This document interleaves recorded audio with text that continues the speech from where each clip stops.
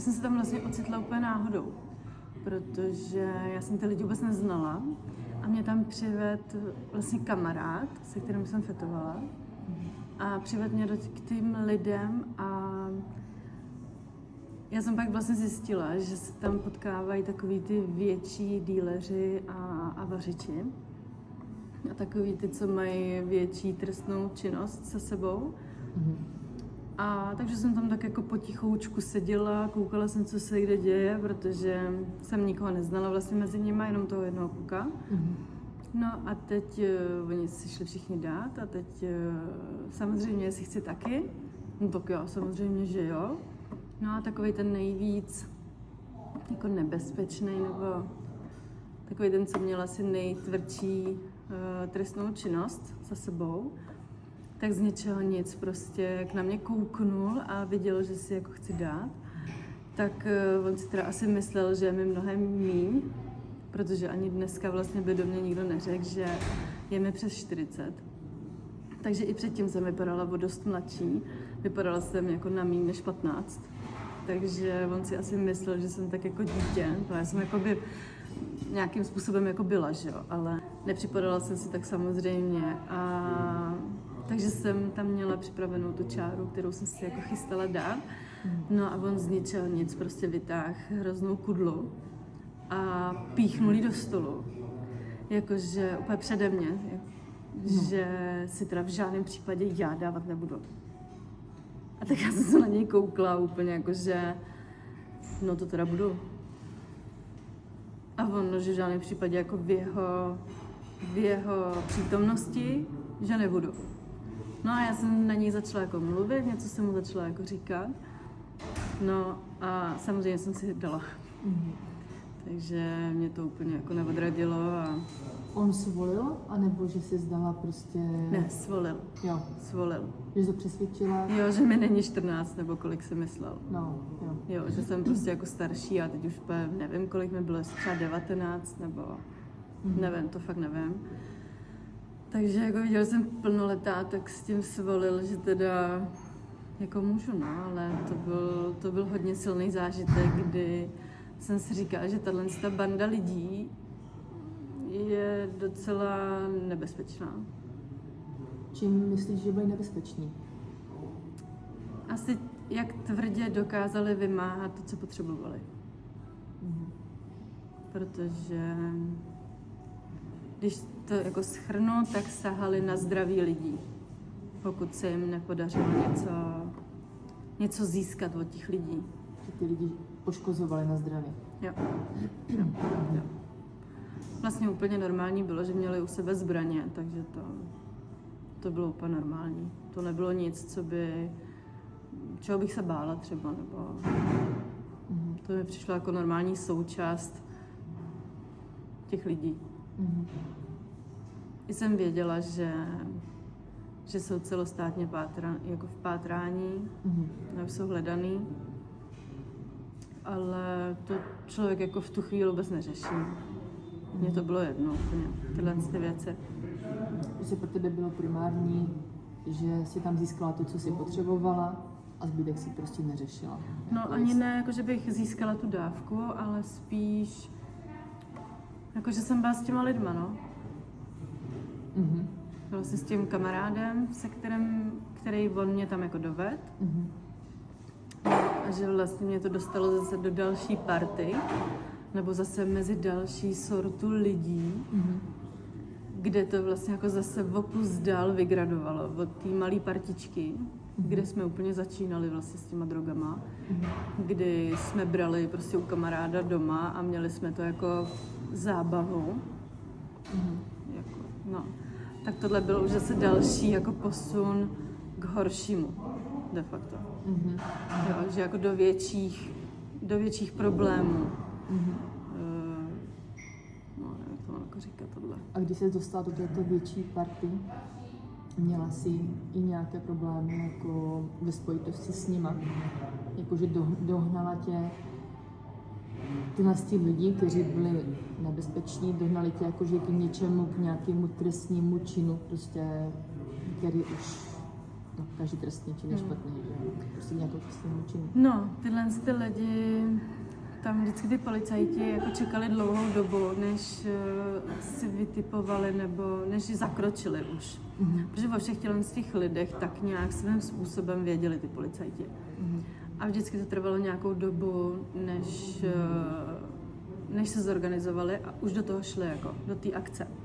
No a my jsme šli jednou takhle k tomu jednomu vařiči a v tom našem městě začali jezdit policajti, Antony, nebo jak se tomu říká, těm autám, jako takový ty obrněný auta, nebo jak se to jmenuje, jako. A teď jsem byla už jako v ulici, kde on měl ten barák, no a teď samozřejmě tam přijeli, já nevím kolik aut, z těch obrněných policejních aut a všechny prostě houkačky a tak a vyběhli tam odsaď z těch aut policajti, který měli ty štíty. No a naběhli samozřejmě do toho baráku, protože tam se vařilo a pozavírali tam vlastně všechny a já jsem stála venku a koukala jsem vlastně, co se tam jako děje. A že vlastně stačilo o 5 minut být trošku rychlejší a mohla jsem v tom být taky.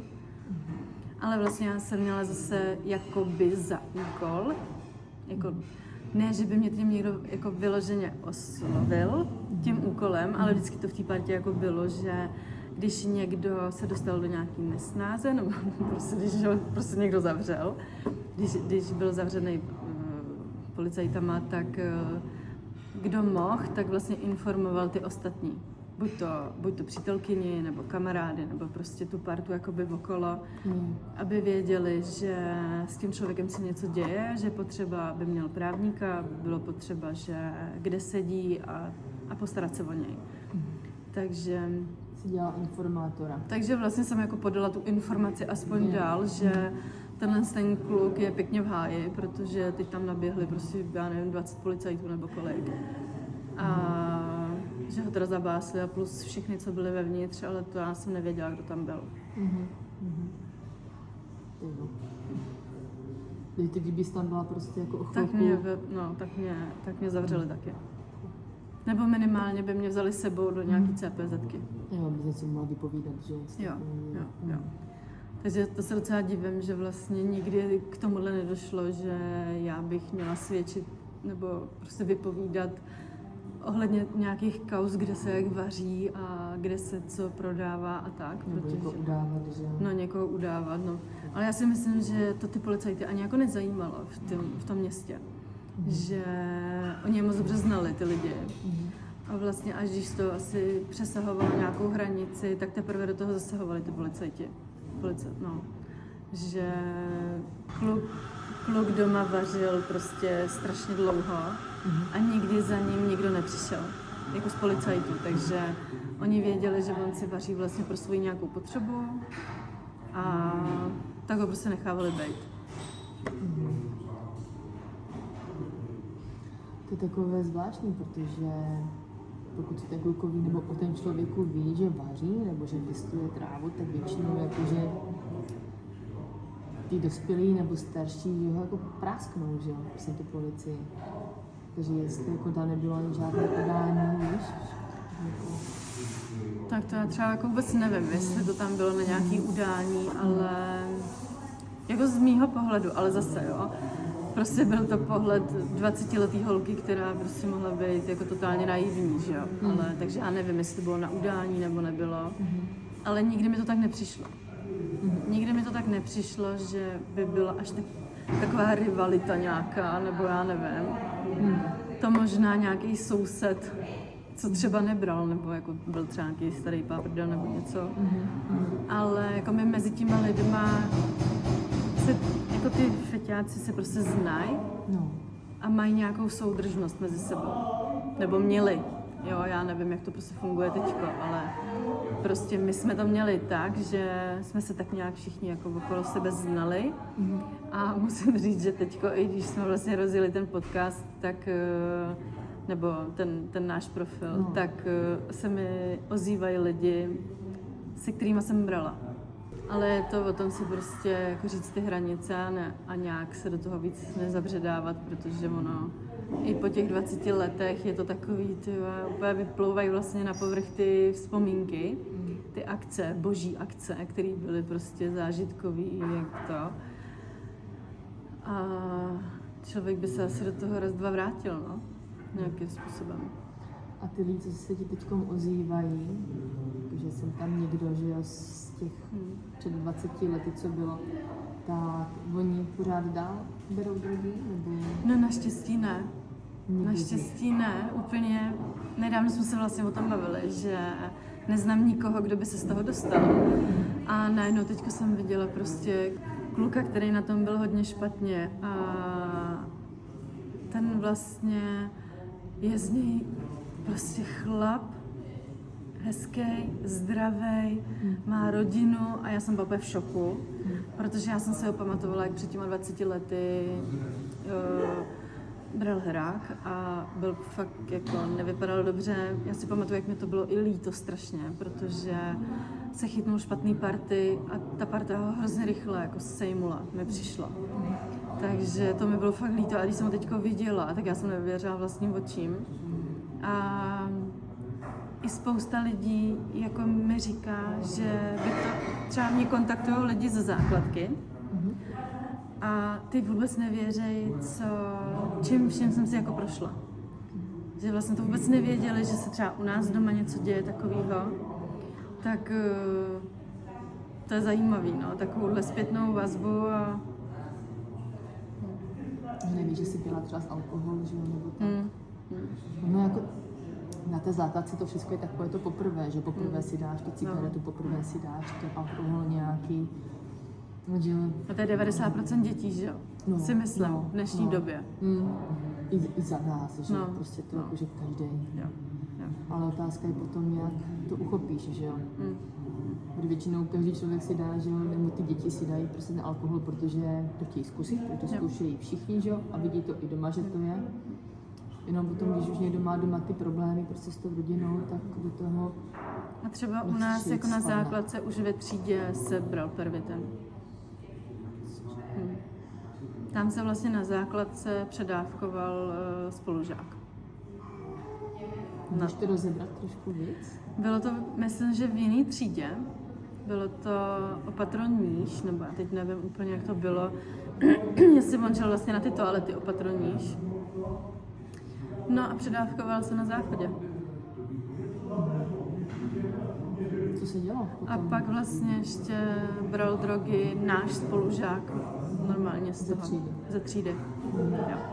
Ale když jsem vlastně viděla, protože to byl hrozně hodnej kluk, hrozně, a když jsem viděla ale, jak žije, tak jsem se vůbec nedivila, protože byl ze strašných poměrů úplně. A on vlastně, oni měli takovej starý barák a on žil vlastně, nebo on měl jakoby pokoj pod střechou a vlastně ten barák byl taková jako ruina spíš. Že ta mamka jeho byla taková starší, si myslím, nebo si to jako dobře pamatuju. Ale že tam mi došlo vlastně, proč vlastně bere ty drogy, no. Že je to útěk. Je to zase jenom útěk od toho, co ho doma bolelo. Že se možná i za to styděl vlastně, No co? určitě. V čem žije. Jo. A ten kluk, co si na tom záchodě tam šel, ten pervitin, tak jak to s ním potom jako dopadlo? Jsi předávkoval? Já vím, že pro něj přijela záchranka, ale jak to dopadlo, jestli on zemřel, nebo jestli se z toho dostal, to už nevím. Ale myslím si, že nezemřel. Myslím si, že ne a vlastně tak se přišlo i na to, že na té základce se prodávají ty drogy. My jsme to měli už jako... Ty jsi k drogám přišla vlastně až v těch 16, až když jsi byla na škole, že jo? Když jsi po základce šla studovat a vlastně tvoje první dávka byla v těch 16 letech, byli tam i nějací jiní spolužáci, kteří taky brali drogy, nebo jsi tam byla jako mezi nima jediná? No na té škole už tam brala. Už spolužačka, která si do školy nosila buchny. A mě to hrozně jako fascinovalo. Nevím ani jako v jakém smyslu, protože já jsem to ještě neznala úplně. Ale vím, že se mnou mluvila o tom, že v tom lítá až po uši a měla už rozpíchaný ruce. Takže to jí mohlo být 15 let? Jo, taky tak jako 16. No. Mm-hmm. No a myslím si, že vlastně v tom lítala celou tu dobu. Co jste studovala? Jo. A potom už nevíš, co se dělo s ní? Ne, myslím si, že teď už je zdravá. Má rodinu, má děti a je zdravá a abstinuje. No.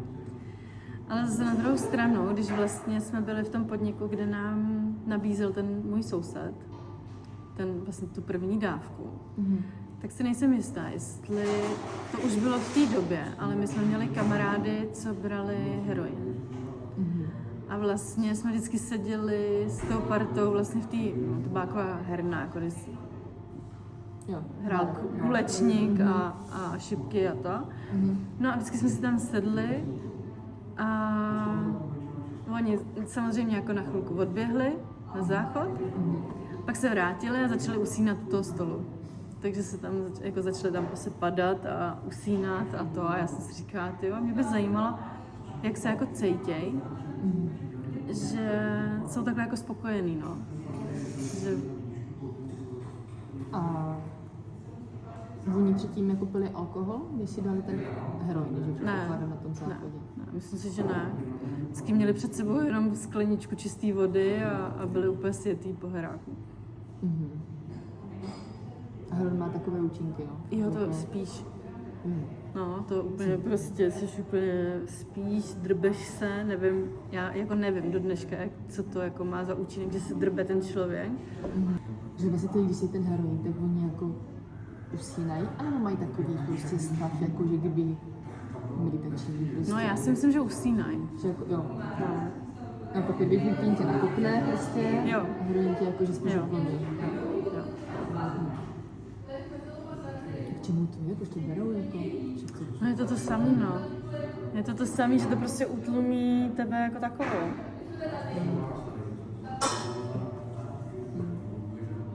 Taky tím něco zaháníš.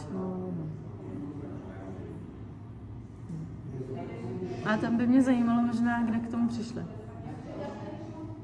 Že v celých tam prostě frčel perník, nevím, kde přišli k heráku. Jednou se nafrčili s jedním vařičem. No a šli jsme střílet. Normálně si vzal ty svý pistole a šli jsme střílet někam, ale on měl takový svý místo, že tam nikdo nikde nebyl, že to bylo někde jako u lesa a stříleli jsme do takový, nevím, jakože do takový jako kopce, nebo já nevím, jak to mám říct. Takže to bylo bezpečný, že to jako řeknu, že jsme nestříleli někam jako do prázdna, ale že vlastně ty zbraně vlastně byly něco, co byla součást těch lidí. Jako. Proto mi vlastně ani pak nepřišlo jako nějak extrémně divný, když můj přítel na mě vytáhl zbraň. Já už ani nevím, jako kvůli čemu to bylo, ale tím, jak jsem byla vlastně hubená a on byl docela takový jako vazoun, tak do mě strčil vlastně obouma rukama takhle a mě vlastně jako vystřelili ty nohy. Normálně jak ve filmu. Mě vystřelili nohy a já jsem spadla na záda. Prostě úplně to. No a on samozřejmě vytáhl tu zbraň a mířil mi do obličeje s tím, že no nějak, já už ani nevím, co chtěl. Jako, co vlastně bylo za problém. Ne, to už nevím, co to bylo za problém. Ale tím, že jako já jsem ty zbraně viděla jako normálně, tak mi to ani nepřišlo. Nebo prostě zase jiný kluk, tak ten, my jsme jeli někam v autě a já jsem ho vůbec neznala, ale vůbec jako. Jsem udělala poprvé v životě, jeli jsme na benzínku pro cigarety nebo pro něco takového. A on vytáhl z kaslichu zbraň a začal na mě mířit. A já mu říkám, jako co děláš? A on no nic, já ti chci jenom ukázat, že máme zbraň jako. A já no a co jako? Jakože já nevím, co tím chtěl docílit, jestli se budu bát nebo něco, tak jsem ho asi jako hodně překvapila, že to se mnou teda ani nehlo. protože prostě pro mě to nebylo nic jako extra. Ale až prostě pak jsem si uvědomovala, jak vlastně to byly docela nebezpečné situace, no. A když ty kluci takhle vytahovali prostě ty zbraně, že jo, jak tam v tom doupětí, tak ten tvůj ex-přítel, tedy ten věděli, co dělají? Jakože byli pod vlivem těch návykových látek? Anebo byli jakože střízliví prostě a jenom Ne. všichni byli prostě světí? Jo. Ono je to vlastně jakoby nabudí a chtějí být asi jako zajímavý, nebo tam je vlastně větší ta agrese, takže o to víc jde do toho konfliktu jakoby s tou zbraní, nebo ten druhej teda asi byl jako nadšený tou situací, nebo já nevím, jako to jako do dneška nevím, co tím chtěl jako dokázat, co tím jako cílil, ale tam ty emoce jsou jako podpořený vlastně těma drogama a jsou víc jako vyšponovaný. Takže tam, když je vztek, tak je mnohem silnější ten vztek. Takže když už se dostaneš jako do vzteku.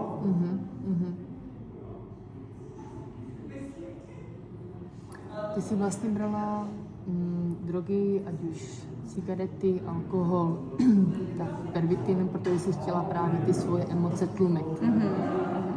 Pamatuješ si třeba, když jsi taky byla v tomto stavu, že byla jsi světá, tak jaká byla tvoje nejsilnější emoce, nebo co třeba, jak to vysvětlit? Jak jsi tak říkala, ne, že prostě že jsi bývala taková, a to už jsi byla toho střízlivá, už byla taková přepíčená prostě. Když jsi tohle si třeba změnila, i když si prostě brala, jakože teďkom si dám lajnu a najednou ty vole, a jsem úplně jako nejlepší prostě. Víš, jak to myslím? Vím, no, ale asi ne. Víš, některé holky třeba jsou takové, jako, že to jsem si jako jsou dáma, ne, nejkrásnější, obdivujte mě, jo. Jo, tak jsem se asi hodně zamyslet. Ale nemyslím si, že by mě to měnilo takovýmhle způsobem. Že mě to spíš měnilo tím vnitřním způsobem. Že vlastně já jsem se cítila dobře. Cítila jsem se najednou jakože i trošku jako hezká. Přitom jako s těma svýma 40 kilama asi nic moc. Ale tlumilo mi to vlastně tu bolest, kterou jsem měla uvnitř sebe. Takže já jsem byla vlastně spokojenější, protože to tlumilo tuhle moji bolest, se kterou já jsem si nedokázala poradit. Nebo spousta lidí, že jo, když jsou pod vlivem hlavně toho pervitinu, tak mají potřebu furt něco dělat, že jo? Jo. Akční. No, měla jsi to taky? Jo, to jo, no. A pamatuješ si třeba, co tě tak nejvíc bavilo? Jak to tam mají dávat musí, no? Uklízet. Doma. Cože? Jo. Máma byla spokojená teda. No, ona to vlastně řekla pak i až jako po léčebně. Že to věděla? Že vlastně byla vždycky ráda, že bylo uklizeno. Já si pamatuju, jak někam jednou odjeli a ti volali a vygruntovala normálně celý ten barák. Ježiš, to byla radost. No. A vždycky, no ale možná i když vlastně byli doma, tak já jsem třeba se zasekla na koupelně. Uklízela jsem koupelnu. Tam mě nikdo neviděl, jako, tam jsem si jela ty svý záseky na dlaždičkách a tak. A nebo máme vedle naproti koupelně takovou komoru. A tu jsem taky teda jako úplně, to byla pintlich. A tu jsem taky uklízela. Ale bylo to o tom, že jsem se tam mohla jako zavřít. Že jsem se tam mohla zavřít a vyfetovaná si tam prostě ten svůj zásek a uklízet a být spokojená. Tak to si měla prospěšnou práci, no. Jo, aspoň něco. Tak lepší, než jak jsi říkala ty besedy, že jak ta holka si to Jo, no. A nebo jsem si upravovala nechty. Třeba 4 hodiny. Jako, možná celou noc. Byly ti nějaké potom po té úpravě? Jo, jako naštěstí vlastně ta moje první zkušenost, nebo ten zážitek, když jsem viděla holčinu krásnou, která si znetvořila obličej během noci.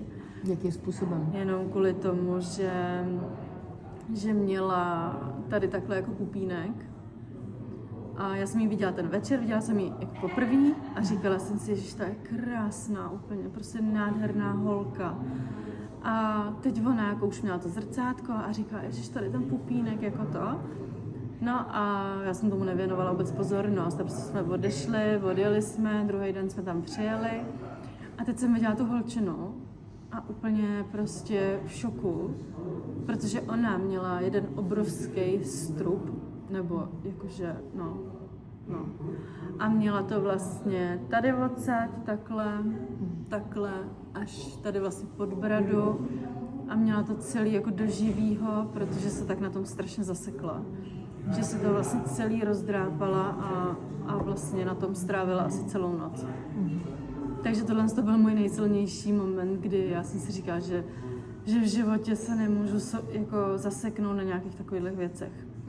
Takže jakmile jsem měla na sobě nějaký pupínek, tak jsem dělala, že tam vůbec není. Jsi prostě to vědomě dávala bacha. Jo, vědomě, protože jsem věděla, že tě od toho pak fakt jako nic neodtrhne. Ty víš, že to není dobře, ale tím, jak na těch drogách ani moc necítíš tu bolest, tak tě to jako nebolí ani. Takže jedeš a teď máš ten svůj zásek a pak si najednou uvědomíš, že to děláš třeba 3 hodiny už.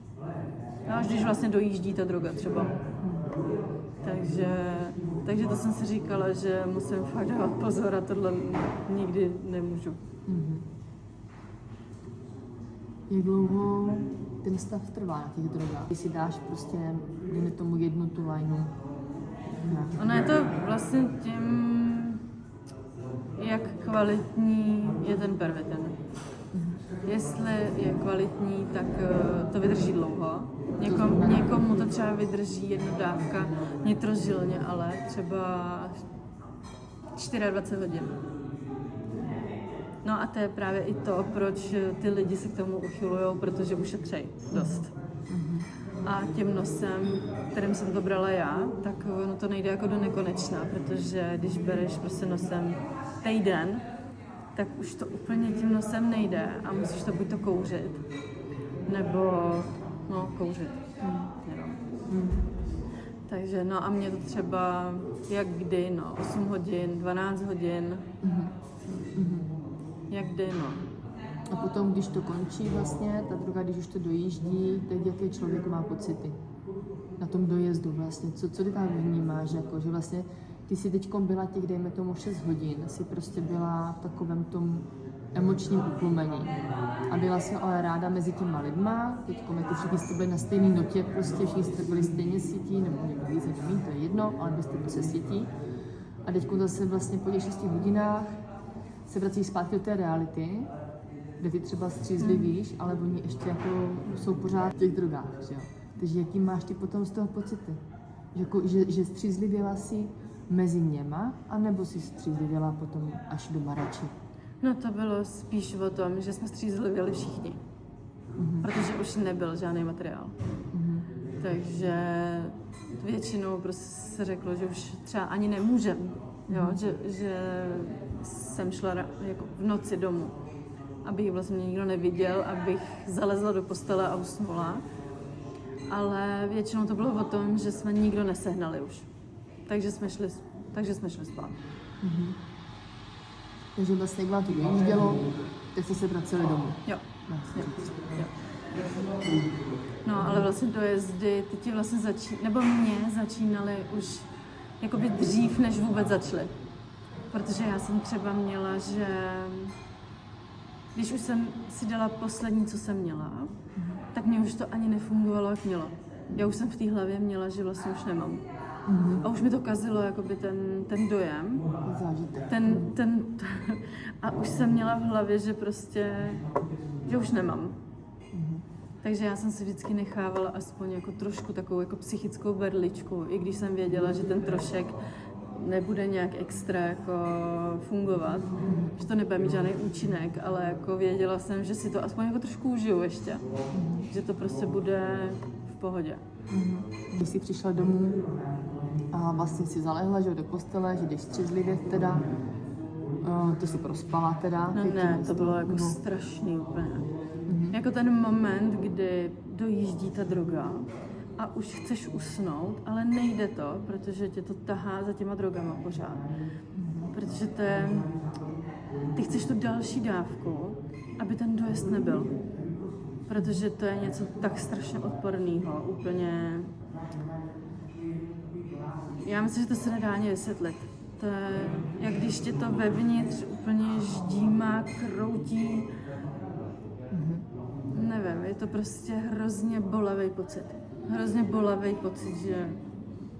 Takže já jsem chodila mámě na ty neuroly a vzala jsem si prostě několik prášků, aby mě to úplně jako sejmulo a spala jsem. Abych se vyhla vlastně tomu absťáku. Takže ty si potom prospala, dejme tomu, jako ještě celý den, že jo? Zhruba. Když to šlo. No. Když to šlo, tak jo. A když to nešlo? Jak vlastně rodičům to musí připadat divný, že jo? Když vlastně ty najednou, jo, jako jdeš z party, jdeš ze zábavy, ale prospíš celý den, tak to nepřijde rodičům úplně jako v pořádku, nebo spíš jsou naštvaní, že se doma nic neděje, že jo? Že prostě na všechno jsou sami a ty děti prostě si vyspávají až do 4 do odpoledne. Jo. No takže... to bylo přesně u nás. Že já jsem byla schopná spát i 3 dny. Jak se k tomu oni stavěli? Já vím, že máma jako chtěla, aby jsme jí pomáhali, ale úplně nevím, já si tohle úplně nepamatuju, jak to jako probíhalo.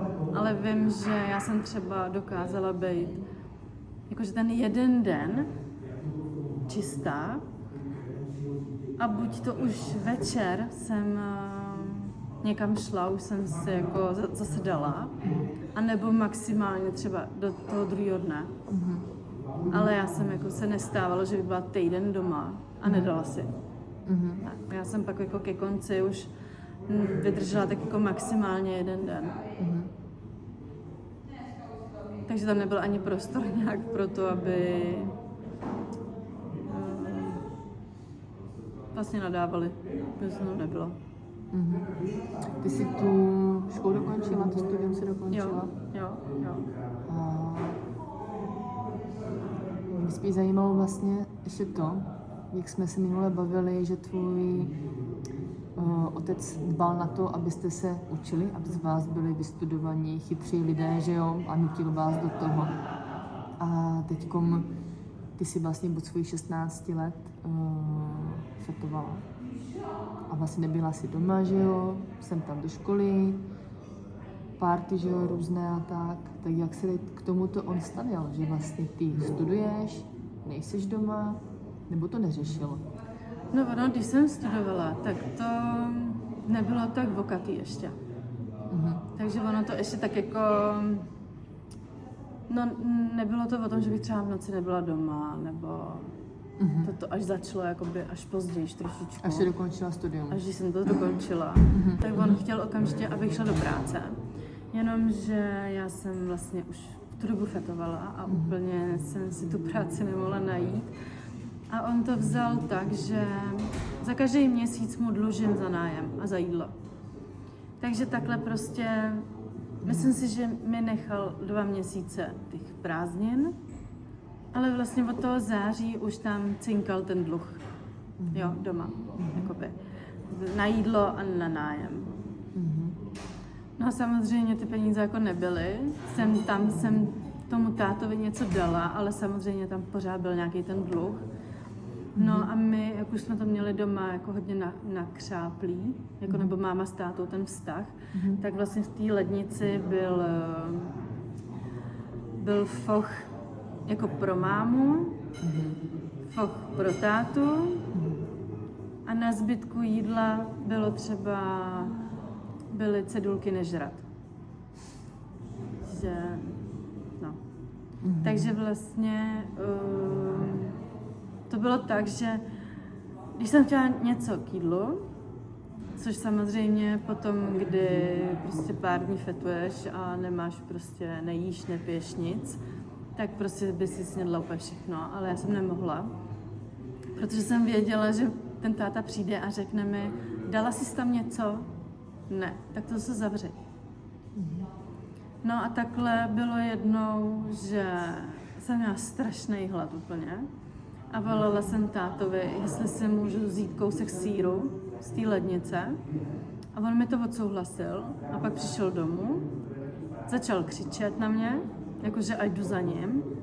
A já jsem samozřejmě už prostě se staženým úplně žaludkem věděla, že je problém s tím sýrem. A teď jsem tam u něj stála, on měl otevřenou tu lednici a řval na mě vlastně, jak to, že jsem si vzala ten sýr.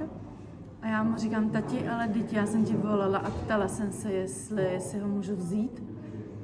No a dostala jsem takovou ránu, že jako do obličeje, že jsem druhou chytla o skříňku a telefon mi teda vylítnul z ruky úplně. S tím, že já jsem neměla vůbec žádný, jako neměla jsem slov. My jsem nechápala, jako, když jsem se ho zeptala, proč to dělá, jako. No, tak jsem odešla, no.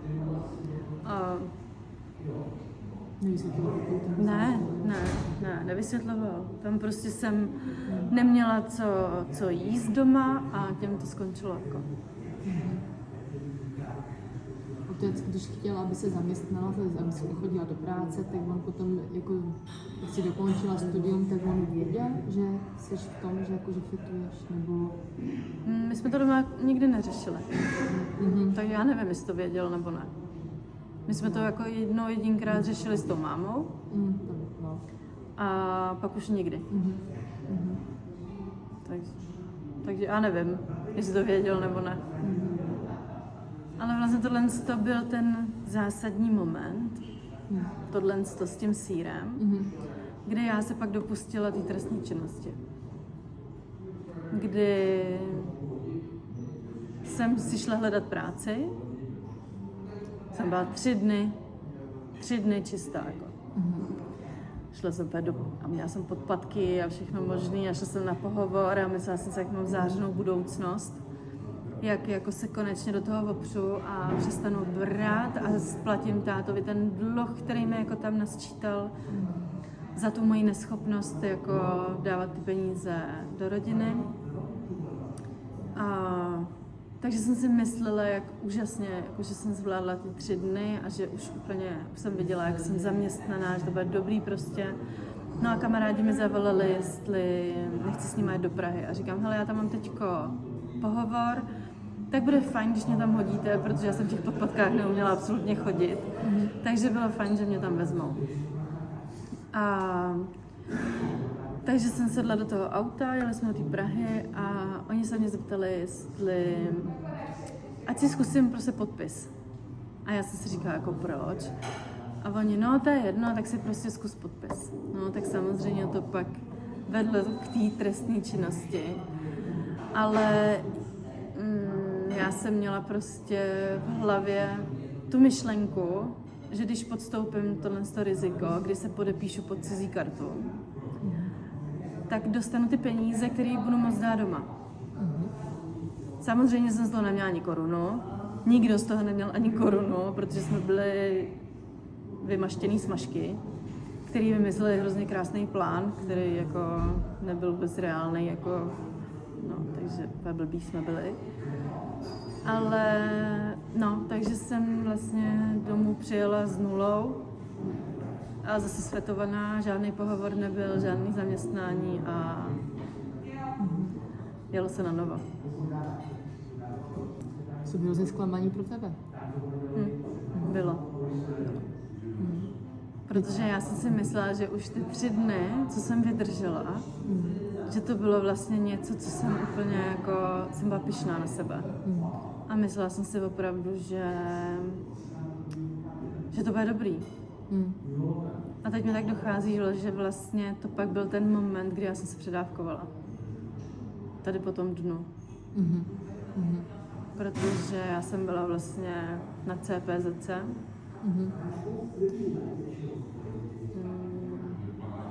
No. Kvůli tomu přestupku? Jo. Ty jsi byla v cele a potom, když tě pustili, tak jsi šla kam? No, tak jsme se vlastně zase potkali s těma klukama, se kterými jsem tam byla a šli jsme si koupit dávky.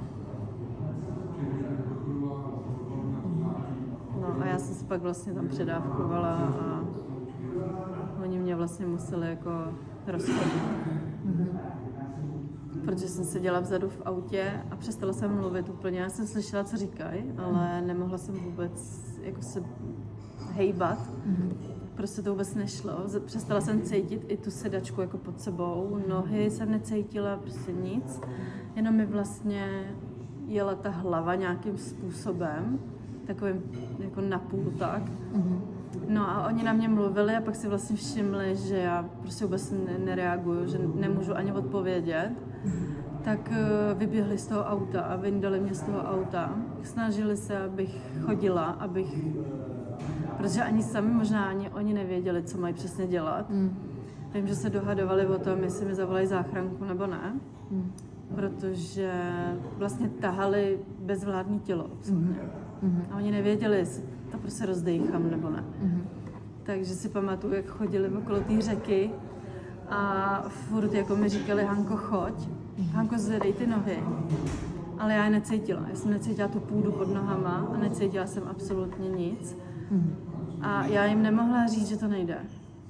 Takže já si pamatuju, jak jsem byla jako zavěšena, nebo že mě jako drželi vlastně jako za ty ruce, každý z jedné strany. Slyšela jsem ten strach v jejich hlase, že nevěděli, co mají dělat přesně. No a já jsem za nějakou dobu začala aspoň nějak jako chrčet, nebo já nevím, jak bych to jako řekla, ne úplně jako komunikovat. Ale aspoň jsem dávala najevo, jestli jo nebo ne. A právě se mě ptali, jestli to jako zvládnu a já jakože jo. A mě nikam jako nevozej. No a myslím si, že mě zachránilo jenom to, že jsme byli zaparkovaní u té řeky a že jsem mohla celou noc koukat do té řeky, která mě vlastně jako vrátila zpátky. Ty jsi meditovala. No, já to mám jako do dneška, no, že když vidím jako vodu, moře, rybník, jezero, tak mě to vyvolá jako hned takový klid. Tak no.